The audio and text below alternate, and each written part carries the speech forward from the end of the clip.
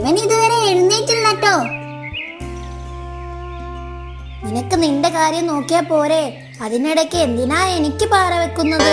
ഞാൻ എന്റെ കാര്യമല്ലേ പറഞ്ഞത്. പിന്നെ നിനക്ക് നേരം വൈകിയാൽ ഇന്ന് ടീച്ചറുടെ അടുത്ത് നിന്ന് തല്ല് കിട്ടണ്ടെന്ന് കരുതിയിട്ടാ.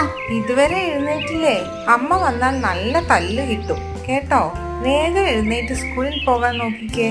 മടിയാവുന്നു മുത്തശ്ശി. മടി മാറാൻ മുത്തശ്ശി ഒരു ചെറിയ കഥ പറഞ്ഞു തരാം. പണ്ടൊരു കാട്ടിൽ മടിയനായ ഒരാന ജീവിച്ചിരുന്നു.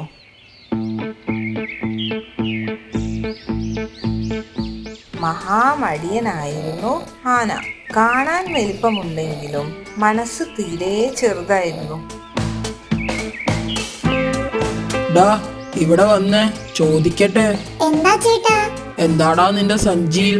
നോക്കട്ടെ. അത് പിന്നെ വീട്ടിലേക്കുള്ള കുറച്ച് സാധനങ്ങളാ. താ നോക്കട്ടെ. എനിക്ക് ഇന്നത്തേക്കുള്ളതായി. ഇനി നീ പോയിക്കോ. അയ്യോ ചേട്ടാ, അത് വീട്ടിലേക്കുള്ളതാണ്. ഓടാ. ഇത് കേട്ട് പാവം മുയൽ പേടിച്ചോടിപ്പോയി. കൊച്ചു ജീവികളെ ഇങ്ങനെ ഭീഷണിപ്പെടുത്തി ആഹാരം കൈവശപ്പെടുത്തുകയാണ് അവന്റെ പണി. ആനയുടെ ഈ സ്വഭാവം കാരണം അവന്റെ സമീപത്തു കൂടി ഒരു കൊച്ചു ജീവിയും പോകാതെയായി. ഒരിക്കൽ നമ്മുടെ ആനക്കുട്ടി വിശന്ന് വലഞ്ഞു നടക്കവേ പെട്ടെന്നാണ് ഒരു കാര്യം ശ്രദ്ധിച്ചത്. ഇത് കണ്ട ആന പറഞ്ഞു, അത് കൊള്ളാം. എട്ടുകാലി, എനിക്ക് വല്ലാതെ വിശക്കുന്നു. നീ പിടിക്കുന്നതിൽ 1-2 എനിക്ക് കൂടെ തന്നൂടെ? എന്നെ പോലെ നിനക്ക് പണിയെടുത്താൽ എന്താ, കുശാലായി ഭക്ഷണം കഴിക്കാലോ. ഓ അതോ? അതൊക്കെ കഴിയുമ്പോ ഒരു തരം ക്ഷീണം വേദനയും എന്നെ കൊണ്ടൊന്നും വയ്യേ. ഇവനൊരു മണ്ടനാണെന്നുള്ളത് 100 വട്ടം ഉറപ്പ്.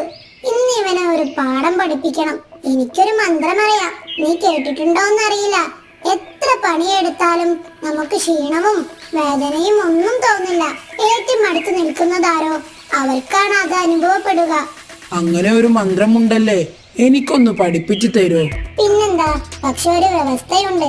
ഇന്നു മുതൽ കുറച്ച് ദിവസത്തേക്ക് നിനക്ക് കിട്ടുന്ന ഭക്ഷണമൊക്കെ നീ മറ്റുള്ളവർക്കും കൊടുക്കണം. എന്നാലേ ക്ഷീണവും വേദനയും അവർക്കും വരികയുള്ളൂ. പിന്നെ മന്ത്രം ചൊല്ലാതെ തന്നെ നിന്റെ ക്ഷീണം അവർക്ക് വരും. എന്തു പറയുന്നു? ആന കുറച്ചു നേരം ആലോചിച്ചു. കുറച്ചു ദിവസത്തെ പ്രശ്നമല്ലേ ഉള്ളൂ.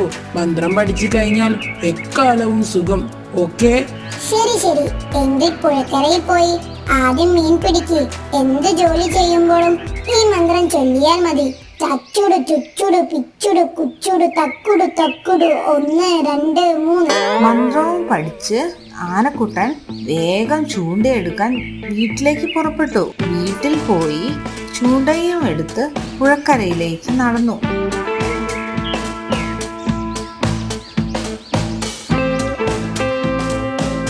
അപ്പോഴാണ് അതുവഴി മുയൽ നടന്നു വന്നത്. ഇതെങ്ങോട്ടാ പതിവില്ലാണ്ട് ചൂണ്ടയുമായി? ആരെങ്കിലും തല്ലാനാണോ? മുയലിനെ കണ്ടതും ആന ആലോചിച്ചു, കുറച്ചു ദിവസത്തേക്ക് എനിക്ക് കിട്ടുന്ന മീന് ഇവന് കൊടുക്കാം. എന്നാലേ എട്ടുകാലി പറഞ്ഞ പോലെ എന്റെ ക്ഷീണവും വേദനയും ഇവന് കിട്ടൂ. ഹലോ, നീ എന്താ ഉറക്കത്തിലാണോ? ഇങ്ങനെ ചിരിക്കാൻ മാത്രം ഇപ്പൊ എന്താ ഉണ്ടായേ?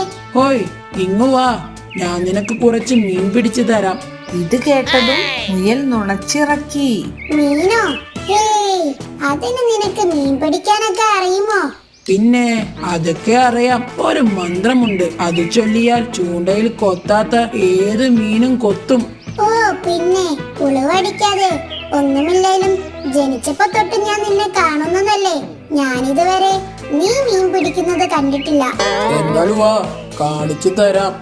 അങ്ങനെ 2 പേരും പുഴക്കരയിലേക്ക് നടന്നു. ചച്ചുടു പിച്ചുടു പിടിച്ചുടു കച്ചുടു തക്കുടു തക്കുടു 1 2 3. മന്ത്രം ചൊല്ലിയതും ചൂണ്ടയിലൊരനക്കം. ചൂണ്ട വലിച്ച് കരക്കിട്ടപ്പോഴതാ ഒരു വലിയ മീൻ. ഇത് കണ്ടതും ആനക്കുട്ടി പിന്നെ ഒന്നും ആലോചിച്ചില്ല. വെളുക്കുവോളം കുറെ മീനുകളെ പിടിച്ച് മുയലിന് കൊടുത്തു. മുയൽ ഒരു വലിയ കൊട്ടയിൽ വെച്ച് നടന്നുപോയി. അപ്പോഴാണ് ഒരു കുരങ്ങൻ അതുവഴി വന്നത്. ഇതെവിടെ നിന്നാ ഇത്രയും മീനിനെ കിട്ടിയത്? ഏതെങ്കിലും സൂപ്പർ മാർക്കറ്റിൽ ഓഫർ ഉണ്ടോ? അതെ, എവിടെ? ഏത് സൂപ്പർ മാർക്കറ്റിലാ? ഓഫർ ഉള്ളത് സൂപ്പർ മാർക്കറ്റിലല്ല, പിന്നെ നമ്മുടെ ആനക്കുട്ടി പുഴക്കരയിൽ ഇരുന്നു കൊണ്ട് മീൻ പിടിക്കുന്നുണ്ട്. എല്ലാവർക്കും ഫ്രീ ആയിട്ടാ കൊടുക്കുന്നത്. വേഗം ചെന്നാൽ കിട്ടും. ഇത് കേട്ടതും കുരങ്ങൻ പുഴക്കരയിലേക്ക് ഓടി. അങ്ങനെ ചൂണ്ടയിൽ കുടുങ്ങിയ മീനുകൾ ആനക്കുട്ടി കാട്ടിലെ ഓരോ മൃഗങ്ങൾക്കും കൊടുത്തുകൊണ്ടിരുന്നു.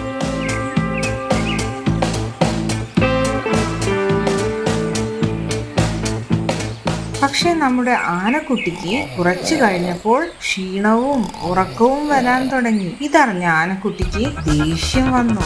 അവൻ ജോലി നിർത്തി എട്ടുകാലിയെ കാണാൻ നടന്നു. എട്ടുകാലിയുടെ അടുത്തെത്തിയതും ആനക്കുട്ടി ചോദിച്ചു, നീ എന്നെ മന്ത്രമൊക്കെ പറഞ്ഞു പറ്റിക്കുകയായിരുന്നല്ലേ? എനിക്ക് ക്ഷീണം വരില്ല എന്നൊക്കെ പറഞ്ഞിട്ട് ഞാൻ കഷ്ടപ്പെട്ട് പിടിച്ച മീനുകളൊക്കെ ഞാൻ മറ്റു ജീവികൾക്ക് കൊടുത്തു. ഇപ്പൊ എനിക്ക് കഴിക്കാൻ ഒന്നുമില്ലാതെയായി, കൂടാതെ നല്ല ക്ഷീണവും. നിനക്കിപ്പോഴാണോ പിടികിട്ടിയത്? എന്തായാലും നിന്റെ മീൻ പിടുത്തം കൊള്ളാം. ഒരു ദിവസം കൊണ്ട് തന്നെ നീ എത്ര കൂടെ മീനാണ് പിടിച്ചത്? ഇത് കണ്ടോ? എടുക്കുന്ന പണിയിൽ സന്തോഷം തോന്നിയാൽ എവിടെ ക്ഷീണം? എന്തായാലും ഇനി നീ പട്ടിണി കിടക്കേണ്ടി വരില്ല. ഇനി മന്ത്രവും തന്ത്രവും ഒന്നും വേണ്ട. നിനക്കുള്ളത് നീ അധ്വാനിക്കുക, കഴിക്കുക. ദേ അങ്ങോട്ട് നോക്ക്. ആന എട്ടുകാലി പറഞ്ഞ സ്ഥലത്തേക്ക് നോക്കി. അപ്പോഴതാ ആന പിടിച്ച മീനുകളുടെ കുട്ടകളുമായി വരി വരിയായി നടന്നു വരുന്ന മൃഗങ്ങൾ. എല്ലാ മൃഗങ്ങളും ആനക്കുട്ടിയുടെ മുന്നിൽ മീൻകുട്ടകൾ വെച്ചു. എനിക്കെന്റെ തെറ്റു മനസ്സിലായി. ഞാനിനി ആരുടെയും ഭക്ഷണം തട്ടിപ്പറിക്കില്ല. സ്വന്തമായി അധ്വാനിച്ച് ജീവിക്കും. എല്ലാവരും എന്നോട് ക്ഷമിക്കൂ. അങ്ങനെ അന്നു മുതൽ ആനക്കുട്ടി അധ്വാനിച്ച് ജീവിക്കാൻ തുടങ്ങി. ഇതിൽ നിന്നും എന്തു മനസ്സിലായി? എടുക്കുന്ന ജോലിയിൽ സന്തോഷം കണ്ടെത്തിയാൽ ക്ഷീണം തോന്നുകയില്ല.